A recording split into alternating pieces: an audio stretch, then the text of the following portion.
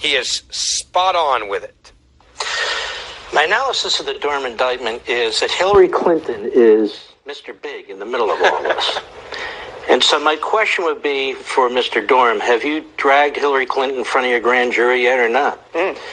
Because enough is enough. This Clinton campaign, through this law firm, was so thoroughly corrupt, using its money to create false evidence against Donald Trump, connecting him to Russia. And then she would go out there and talk about how Donald Trump was bought and paid for by Russia.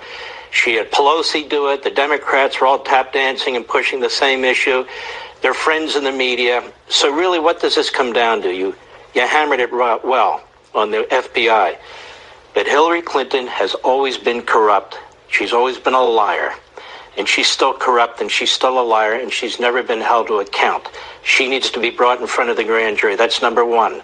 Number two, the media are corrupt and filled with liars.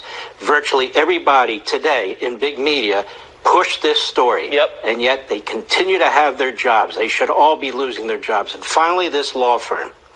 This law firm is detestable.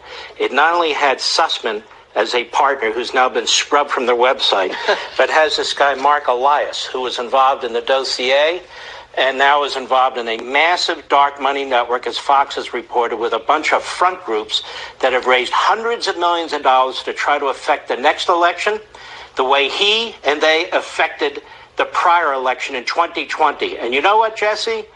We're not allowed to talk about it. We're told, no, you're election deniers. We even have people like Chris Christie running around and talking about it.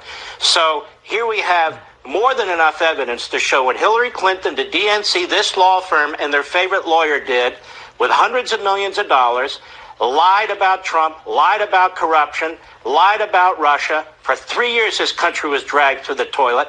And now we're not allowed to talk about it. And yet, there's an enormous evidence. They're up to no good again with these front groups, dark money, meaning no transparent money, billionaires pouring tens of millions of dollars into the effort in the next election. If we had an honest media, this wouldn't be going on. So they're as corrupt as the FBI and Hillary Clinton, period. You got